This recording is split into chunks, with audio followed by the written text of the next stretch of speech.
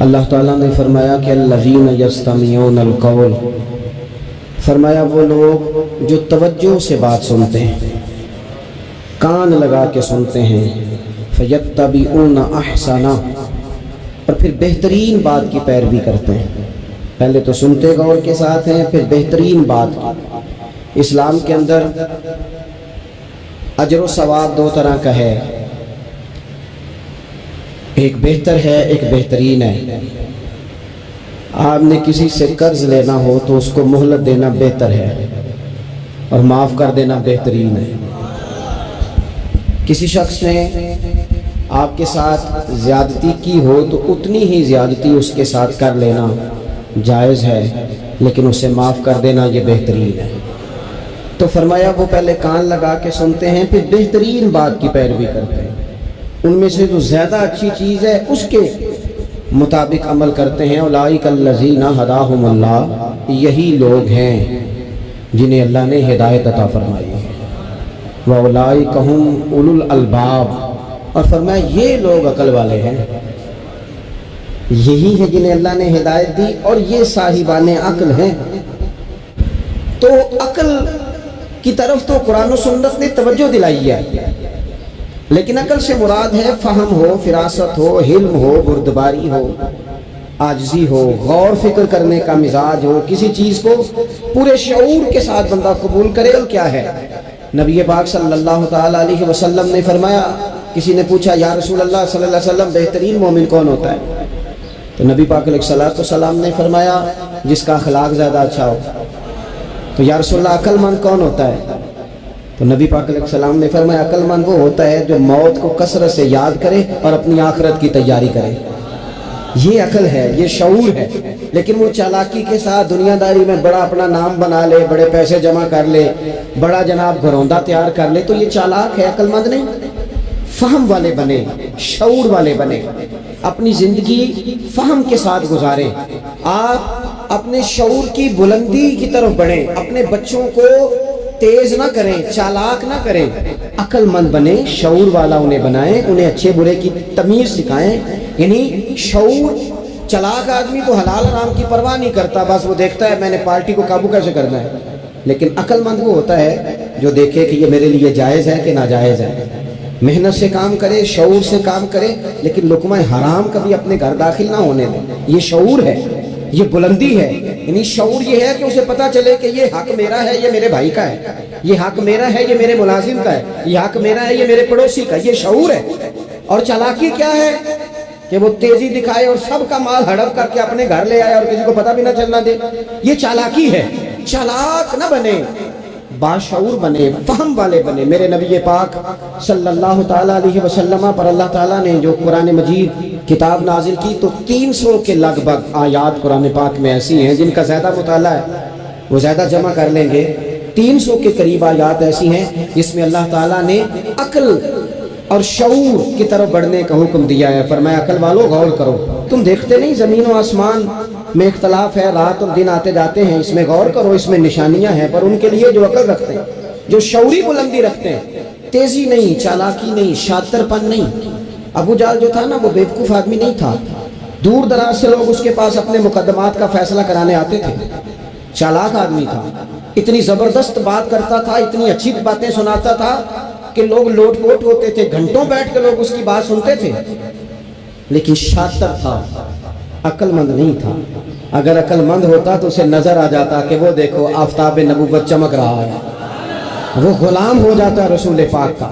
لیکن وہ چالاک تھا، چالاکیاں کرتا رہا، تیزیاں دکھاتا رہا۔ اس نے اس ترتیب سے اسلام کی مخالفت کی۔ آپ دیکھیں نا، جس رات نبی پاک صلی اللہ علیہ وسلم کو شہید کرنے کا ارادہ ان ظالموں نے کیا ہے تو بڑی پلاننگ کی۔ ہر قبیلے سے ایک ایک بندہ لے کے آؤ، ہر قبیلے سے، اور اس کے ہاتھ میں تلوار تھماؤ۔ جب ہر قبیلے کا بندہ ہوگا تو اگر معاذ اللہ حضور کو شہید کرنے میں کامیاب ہو گئے تو کسی ایک قبیلے پر الزام بھی نہیں آئے گا اور بنو ہاشم کسی ایک قبیلے کا مقابلہ بھی نہیں کر سکیں۔ اس چالاکی سے یہ قبیل لوگوں کی سمجھ میں باتیں نہیں آتی تھی، پر چالاک تھے۔ اس چالاکی سے یہ دین کی مخالفت کرتے تھے، یہ تیزی دکھا کے مخالفت کرتے تھے، اور جناب صدیق اکبر دفاع کی کوششیں کرتے تھے۔ وہ شعور کے ساتھ، فہم کے ساتھ انہوں نے بھی انداز اختیار کیا نا. انہوں نے چالاکی کی کہ ہر قبیلے سے ایک ایک بندہ، وہ تو اللہ کی حکمت تھی کہ سرکار نے ایک مٹھی میں پکڑ کے مٹی پھینکی تو ان کی آنکھوں کے آگے اللہ تبارک و تعالیٰ نے پردے ڈال دیے. لیکن اس کے مقابلے میں حضرت صدیق اکبر فہم و فراست کا، شعور کا وہ مظاہرہ کر رہے ہیں. وہ کیسا بندوبست کرتے ہیں؟ کہتے ہیں اپنے غلام سے کہتے ہیں کہ تم نے ان اونٹنیوں کو وہاں پہنچانا ہے. بیٹے سے کہتے ہیں سارا دن کام کاج کے سلسلے میں ادھر ادھر جانا اور کافروں کی باتیں سن کے پہنچانا کہ نیا منصوبہ کیا بنا رہے ہیں. اپنی بیٹی سے کہتے ہیں پتر کھانا پکا کے، کل کا باسی نہیں تازہ پکا کے، اور پھر اس کو تیار کر کے، اور بیٹا دن کے اجالے میں نہیں رات کے اندھیرے میں آنا. اب یہاں اقبال بولے، اقبال کہنے لگے جب عشق سکھاتا ہے آداب خود آگاہی، عشق بھی ایک عقل دیتا ہے. جب عشق سکھاتا ہے آداب خود آگاہی تو کھلتے ہیں غلاموں پر اسرار شہنشاہی. پھر وہ غلاموں کو بادشاہ بنا دیتا ہے. تو کہا رات کو وہاں کھانا پہنچانا، یہ ان کا شعوری فیصلہ ہے. اور رستے میں حضرت صدیق اکبر بھی شعور کا مظاہرہ کرتے ہوئے حضور کو لے کے جا رہے ہیں. انہوں نے بھی پلاننگ کی، منصوبہ بندی کی، پر چالاکی سے حضرت صدیق اکبر بھی اپنا شعور استعمال کر رہے ہیں. رستے میں ایک شخص ملتا ہے جناب صدیق اکبر کو. یہ شعور ہے، یہ فہم ہے، یہ فراست ہے. ایک شخص رستے میں ملتا ہے. عرب کے اندر ایک رواج تھا کہ کبھی کبھی نا کوئی ہادی ساتھ لے لیا جاتا تھا. ہادی اس کو کہتے تھے جو رستہ دکھاتا تھا آگے آگے. وہ کوئی تھوڑا بہت نذرانہ لیتے تھے، رقم لیتے تھے، رستہ دکھاتے تھے. چونکہ رستہ بتانا بڑی دور دور تک آبادی نہیں ہوتی تھی تو پوچھیں گے کس سے اگر بھول گئے تو ایک شخص ساتھ رکھ لیا جاتا تھا. رستے میں ایک شخص ملا جو مدینہ شریف سے جا رہا تھا مکہ مکرمہ. حضرت صدیق اکبر کو وہ جانتا تھا، نبی پاک علیہ السلام کا بظاہر آشنا نہیں تھا. حضرت ابوبکر صدیق سے پوچھتا ہے یہ کون ہے؟ اب حضرت صدیق اکبر کا شعور دیکھو. حضرت صدیق اکبر رضی اللہ تعالیٰ عنہ فوراً سوچنے لگے، فرمانے لگے اگر حضور کا نام بتا دیا یہ تو جاتے ہی فوراً ان کو بتائے گا کہ میں نے نبی پاک کو جاتے دیکھا ہے. وہ کہنے لگے کون ہے؟ آپ سوچ میں پڑ گئے یہ کون ہے؟ تو حضرت صدیق اکبر نظریں جھکا کے، ہاتھ باندھ کے حضور کی طرف چہرہ موڑ کے کہنے لگے یہ میرے ہادی ہیں، یہ مجھے رستہ دکھاتے ہیں.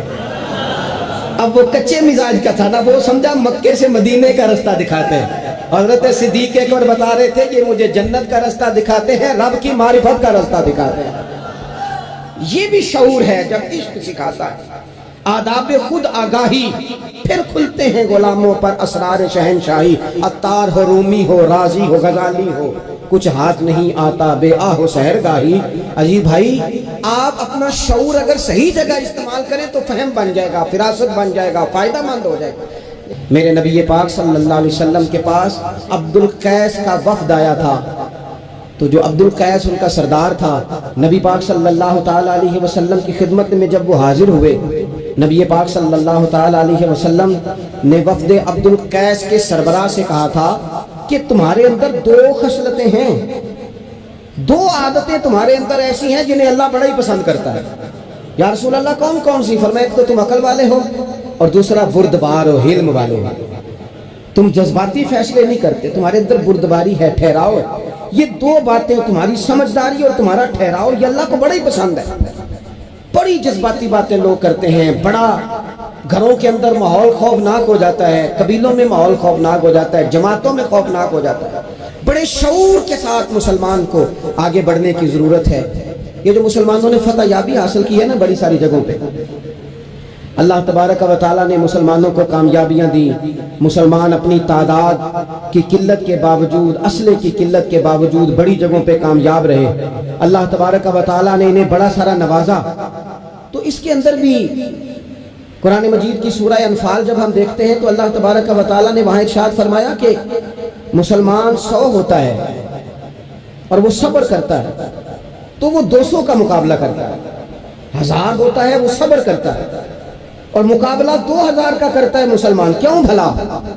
اس لیے کہ سورہ انفال میں رب فرماتے ہیں کافر وہ قوم ہے کہ قوم اللہ یعقلون، وہ قوم تو ہیں پر ان کے پاس عقل کوئی نہیں. وہ چڑھ دوڑتے ہیں کہ مار دیں گے، مر جائیں گے، آج انہیں ختم کر کے رہیں گے. وہ شعور کے ساتھ میدان میں نہیں آتے. لیکن نبی پاک صلی اللہ علیہ وسلم جب اپنے لوگوں کو لے کے جاتے تھے، حضور انہیں سمجھاتے تھے، صف بندی کرتے تھے. نبی پاک علیہ السلام نے ایک طریقہ بتاتے کہ جھنڈا تمہارے ہاتھ میں رہے. اگر یہ آدمی شہید ہو جائے تو جھنڈا بھائی مدد اللہ کی ہے. رسول پاک صلی اللہ علیہ وسلم ان کو بتایا کرتے تھے کہ تم نے اس درے پہ ڈیوٹی کرنی ہے, کوئی نیچے نہ اترے جب تک ہم نہ کہیں, تم یہاں کھڑے رہو. ایک آدمی کو پیچھے رکھتے تھے, تم نے اس قافلے کے بالکل پیچھے آنا ہے. اگر کسی کا سامان گر جائے, کوئی اونٹ پیچھے رہ جائے, کوئی مسئلہ ہو جائے, تمہیں پتا ہو شعور کے ساتھ, بالیدگی کے ساتھ بیٹھ کر, عقل کے ساتھ, فہم کے ساتھ اپنی زندگی میں کبھی بھی جذباتی ہو کر فوراً فیصلہ نہ کریں. کبھی زندگی کے اندر تھوڑا سا چیزوں کو ٹھنڈا کریں, شعور پیدا کریں, آپ فہم پیدا کریں, آپ کوئی ایسا کام کریں جس میں آپ محسوس کریں کہ یہ فیصلہ عقل والا ہے. میرے نبی پاک صلی اللہ تعالی علیہ وسلم بھولے بھالے لوگوں سے بھی پیار کرتے ہیں. حضور کے پاس ایک دیوانی بی بی آئی, دیوانی, اس کے علاقے والے کہتے تھے کہ اس کا تو ذہنی توازن بھی ٹھیک نہیں, لیکن اس نے کہا یا رسول اللہ میری بات سنیں, تو حضور نے اس کی بھی بات سنی.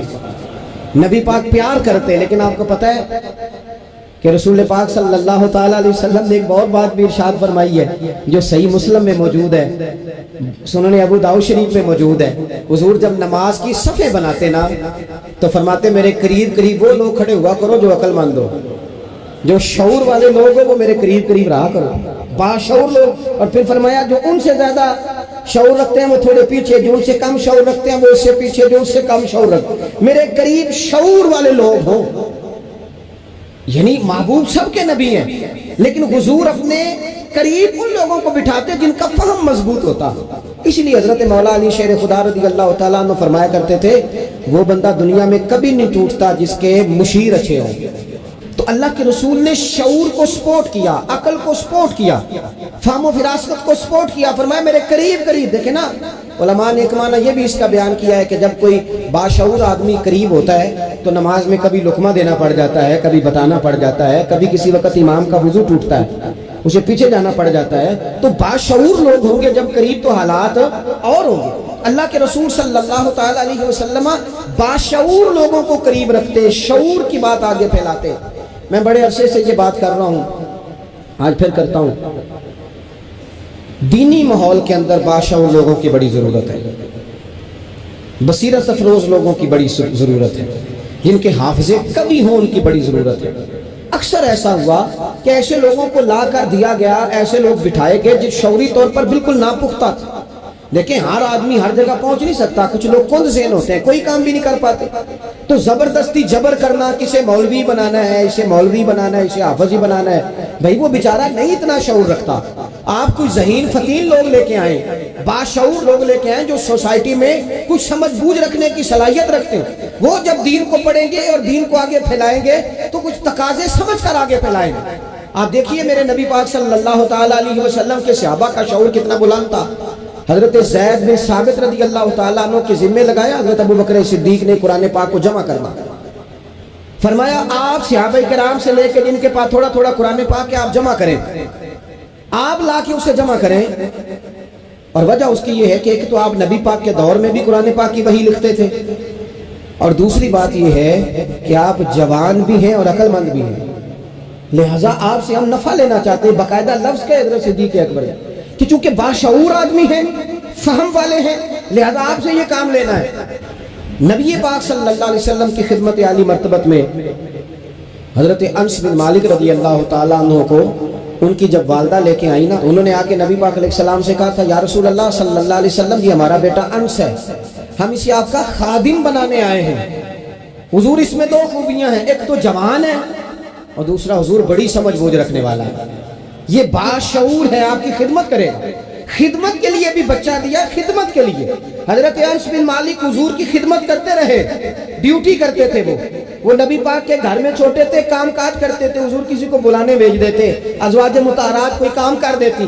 فرماتے میں آیا تو تھا خدمت کرنے, لیکن باشعور تھا, فہم والا تھا, کام بھی کرتا رہتا اور مدینے والے کی حدیثیں بھی یاد کرتا رہتا. سینکڑوں حدیثوں کا خزانہ حضرت انس بن مالک نے امت کو دیا ہے.